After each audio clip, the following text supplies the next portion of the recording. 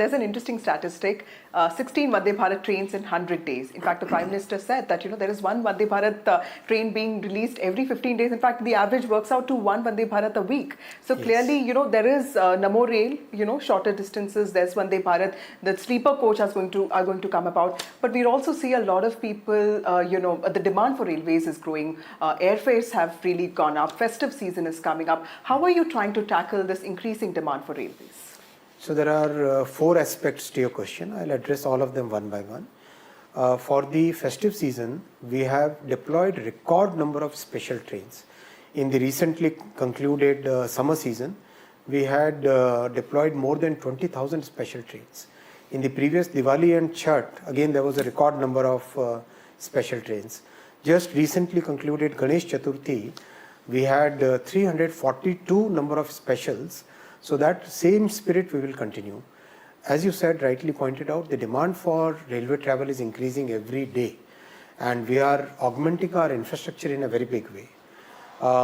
Number of trains manufacturing has significantly increased. If you compare with the UPA period and you compare today, we are now manufacturing close to 6,000 coaches a year, and the number of coaches manufactured during UPA period was hardly about 2,000 or 3,000 a year.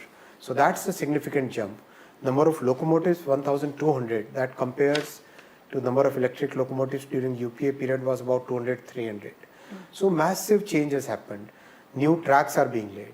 For the people traveling with very less income categories, very low income categories, we have introduced Amrit Bharat trains, which are having same features as a Vande Bharat train, but the entire train is basically 11 coaches of sleeper and 11 coaches of general class, and 2 trains were launched in the month of January earlier this year, and now from October onwards every week 1 train will be launched.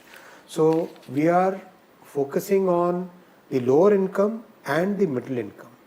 That's where the railway's primary role is, and there is a lot of emphasis on making sure that the capacity increases. That's why last year 5,300 kilometers of new railway tracks were constructed. That is more than the entire network of Switzerland. Okay. In the last 10 years, 31,000 kilometers of railway tracks have been constructed, more than the network of Italy.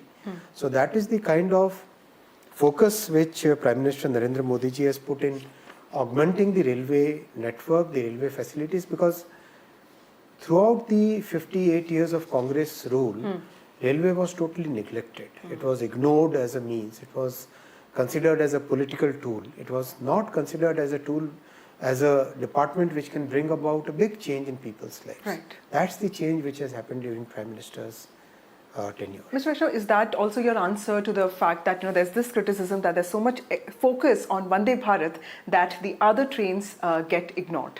Is that other trains are absolutely getting much higher focus compared to Vande Bharat. It's just that Vande Bharat is catching the imagination of the people. That's why there is so much excitement.